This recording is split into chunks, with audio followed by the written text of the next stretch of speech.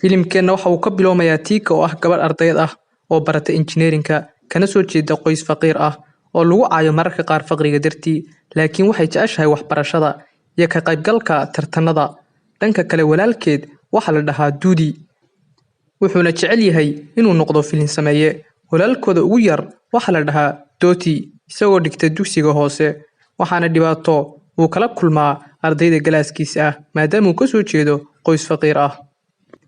sidoo kale waqtiyada qaar ayay cunto u raadsan jireen xafladaha aroosyada iyagoo iska dhigaya in mid ka mid ah labada lamaane isguursaday ay ka soo jeedaan qoyskiisa maalmaha ka mid ah iyagoo jooga xaflad ay rabaan inay ka cunaan cunno waxa ay Tika la kulmaysaa wiil lagu magacaabo Boye wayna isbaranayaan kadib waxay ka baxsanayaan meesha maalmaha ka mid ah qoyskooda oo wada cunteynaya kadib aabahood ayaa u baxaya dibadda si uu halkaa u fadhiisto waxa uuna rabay inuu nasto waxaana u imaanaysaa Tika si ay ula sheekaysato aabaheed wayna u sheekaynaysaa laakiin aabaheed uma jawaabayo waxayna eegaysaa aabaheed waxa ku dhacay kadib waxay arkaysaa inuu dhintay aabaheed taasoo murugo weyn ku noqonaysa qoyskooda intaa kadib waxa la soo aasay aabahood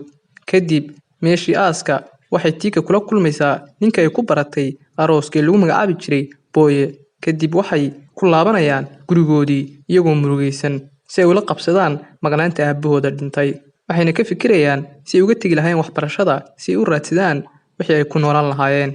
laakiin hooyadood ayaa u sheegaysa in aabahood uu kula dardaarmay inay meel sare ka gaadhaan waxbarashada oo ayna ka tegin marna kadib maalintii dambe waxaa guriga ugu imaanaya lawyer wuxuuna u soo bandhigayaa fiidiyoo aabahoodii dhintay leeyahay wuxuuna u sheegayaa aabahood inuu uga tegay dhaxal fara badan ayna ka mid yihiin qoysaska ugu lacagta badan waddanka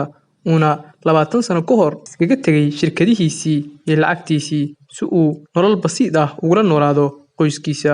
laakiin ma rumaysanayaan qoyska waxa ay maqleen ilaa ay tagaan bankiga oo ay raacaan lawyerka oo indhahooda ku soo arkaan inuu run sheegayay fiidiyooga uu ka hadlay aabahoodii dhintay intaas kadib bankiga waxa uu sheegayaa in lacagta marba bar la siinayo sida ku xusan dhaxalka aabahood uga tegay isla marka ay ka soo baxaan bankiga ayay hooyadood qaylinaysaa farxadda in carruurteeda ay noqdeen qani oo ay ka baxeen noloshii faqriga ahayd waxayna sidoo kale la yaabaysaa inay la noolayd nin ayna garanayn oo ayna aqoon u lahayn oo lahaa lacag fara badan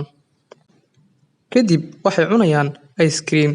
iyagoo cunaya ice creamka ayaa waxay arkayaan hotel qaali ah oo ku yaala meesha ay joogeen waxayna ka fikirayaan inay galaan hotelkan qaaliga ah maadaama ay yeesheen lacag fara badan waxay galayaan hotelka waxayna dalbanayaan miis VIP ah laakiin kuraasta VIP-ga waxa loogu talagalay 5 qof iyo ka badan iyagana waa 4 qof kadib waxay casuumayaan ninkii ay ice creamka ka iibsadeen ee dibadda joogay habeenkaas waxay cunayaan wax kasta oo ay ku soo dhacaa maskaxdooda kadib waxay aadayaan moolka waxayna soo gadanayaan wax kasta oo sidoo kale ku soo dhaca maskaxdooda dhar iyo kabo qaali ah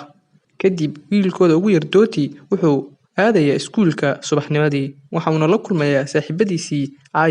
ku caayi jiray faqriga waxayna la yaabayaan inuu sito dhar iyo kaba qaali ah iyagoo u malaynaya inuu soo xaday laakiin waxay arkayaan warqadii uu ku soo gatay kabaha iyo dharka sidoo kale Tika iyo saaxiibkeed ayaa xiriirkoodu sii fiicnaaday intaa kadib waxay u ekaanaysaa inay qoyska galeen nolol taajirnimo ah kadib Tika ayaa saaxiibkeed u keenaysa mooto cusub laakiin wuu ka diidayaa maalintii xigtay waxa uu imaanaya lawyerkii isagoo wada fiidiyoo kale uu duubay aabahood intuuna dhiman ka hor waxaana loo sheegayaa inay gaadhay waqtiga ay qaadan lahaayeen lacagta xigta intaas kadib waxay iibsanayaan guri cusub iyagoo ka guuraya gurigoodii hore sidoo kale waxay iibsanayaan 3 gaari iyagoon xitaa haysan liisanka gaariga ama aan aqoon sida loo kaxeeyo waxayna bilaabeen qoyska inay lacag qaali ah bixiyaan ayna iloobaan sidii ahaan jireen halka kuwii caayi jiray carruurtooda ay bilaabeen inay la saaxiibaan sidoo kale Tika waxay ilowday saaxiibadeedii markii ay ahayd faqiirka la joogi jiray sidoo kale Tika saaxiibkeed waa uu ka xanaaqay maadaama ay u keentay mooto ayna tustay inay lacagta ka muhiimsan tahay wax kasta Duudi oo ah wiilka weyn waxa uu isku dayayaa in lacagta ay gaarsiiso riyadiisii ahayd inuu noqdo filim sameeye halka hooyadood ay lacagaha u qaybiso dadka masaakiinta ah waxaana laga duubay fiidiyoo iyadoo lacag qaybinaysa una faafay fiidiyooga waxaana laga wareystay TV-ga qaranka iyo barnaamijyo kale waxaana qoyskii oo dhan kala burburiyey lacagta ay heleen halka ugu dambeyn uu yimi looyarkii maalin kale si uu u daawatiyo fiideo kale wuxuuna markan odhanayaa lacagtii way dhammaatay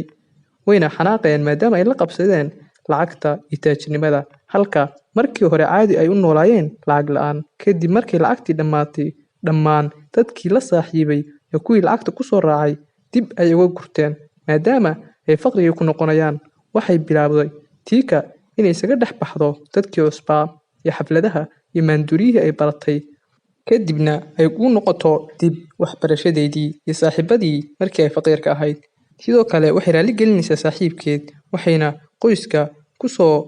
laabteen noloshoodii hore inay bilaabaan laakiin waxa mar kale u imaanaya looyarkii isagoo la socda qof ayna weligood hore u arag kaasuu sheegaya inuu yahay aabbahood walaalkii